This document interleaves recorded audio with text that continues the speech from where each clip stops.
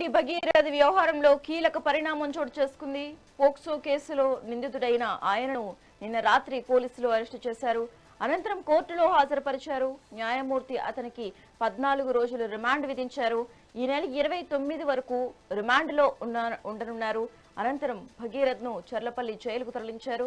ముందస్తు bail petition పై vote దక్కలేదు. అంతేకాదు పోలీసులు భగీరథ్ పై లుకౌట్ సర్క్యులర్ జారీ చేశారు. అతన్ని పట్టుకోవడానికి 5 ప్రత్యేక బృందాలను ఏర్పాటు చేశారు.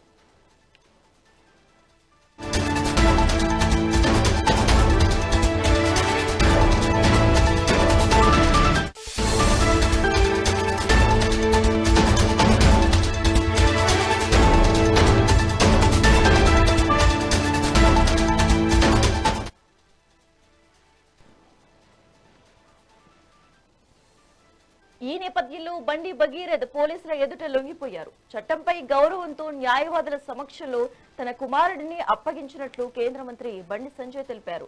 బండి భగీరథ్ పై వచ్చిన ఆరోపణల దృష్ట్యా పేట్ బషీరాబాద్ పోలీసుల విచారణ కోసం అప్పగించారని అన్నారు. ప్రతి ఒక్కరూ చట్టానికి లోబడి ఉండాల్సిందేనని పేర్కొన్నారు. కాగా విచారణకు హాజరు కావాలని 3 రోజుల క్రితం ఆయనకు పోలీసులు నోటీసులు జారీ చేశారు. మొన్న విచారణకు వస్తానని చెప్పినా రాలేదు. దాంతో ఈ రోజు లుకౌట్ నోటీసులు జారీ చేశారు. మరోవైపు నిన్న మేడ్చల్ మెజిస్ట్రేట్ బాధితురాలు ఆమె తల్లి వాంగ్మూలాలను నమోదు చేశారు. ఇప్పటికే బాధితురాలి వాంగ్మూలం పోలీసులు 2 సార్లు నమోదు చేశారు. దాదాపుగా 40 నిమిషాల పాటు బాధితురాలు ఆమె తల్లి వాంగ్మూలాలు సమర్పించారు. ఇక బండి భగీరథ్ తన కుమార్తెను వేధిస్తున్నాడంటూ బాధితురాలి తల్లి ఇచ్చిన ఫిర్యాదు మేరకు పేట్ బషీరాబాద్ పోలీసులు ఈ నెల 8న కేసు నమోదు చేశారు.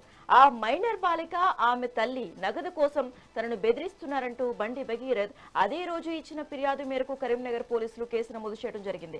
అయితే ఈ కేసు విషయంపై సీఎం రేవంత్ రెడ్డి మాట్లాడుతూ ఈ కేసు దర్యాప్తులో అలసత్వం వహించకుండా పారదర్శకంగా విచారణ జరపాలని సంబంధిత అధికారులను ఆదేశించారు.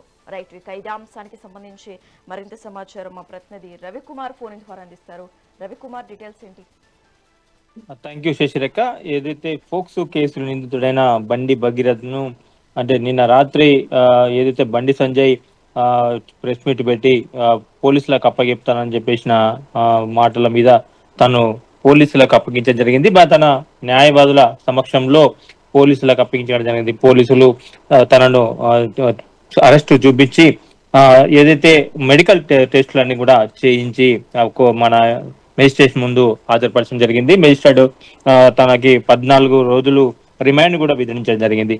అయితే ఈ నెల 8న కేసు పెట్టిన అప్పటి నుండి కూడా ఏదైతే బండి భగీరథ్ కనపడపడంతో పారిపోవడంతో ఆచూకీ లభ్యం కాకపోవడంతో ఇటు ఎక్కడైతే విదేశాలకు మన పారిపోవచ్చు అనే ఉద్దేశంతోనే లుకౌట్ కూడా ఏర్పాటు చేయడంతో తనను మొత్తానికైతే నిన్న ఏదైతే మన బండి సంజయ్ చెప్పిన మాటల ప్రకారంగా పోలీసులకు అప్పగించడం జరిగింది. అదే విధంగా తాను నిర్దోషి అని చెప్పేసి నేను ఎలాగైనా బయటకు వస్తాను, నేను నిర్దోషిగా బయటకు వస్తానని చెప్పేసి తన సంబంధించిన న్యాయవాది కూడా చెప్పుకొచ్చిన పరిస్థితి. ఏదైతే 14 రోజుల రిమాండ్ కు విధించడంతో నిన్న రాత్రి చెర్లపల్లి జైలుకి కూడా తరలించడం జరిగింది. ఇటు తను ముందస్తు బెయిల్ కోసము ఏదైతే అరెస్టు కు రక్షణ కోసం హైకోర్టులో భగీరథ్ ఉపశమనం లభించడంతో కొంత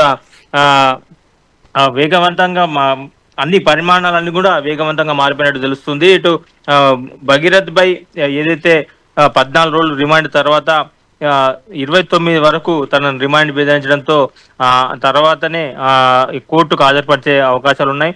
దాంతో పాటు ఏదైతే కీలక సందేశాలు ఏవైతే ఉన్నాయో సమాచారం సంబంధించిన అన్ని కూడా మేము పోలీసులకు అప్పచెప్తున్నామని చెప్పేసి ఇటు తనకు సంబంధించిన న్యాయవాది కూడా చెప్పుకొచ్చిన పరిస్థితి శశిరేఖ.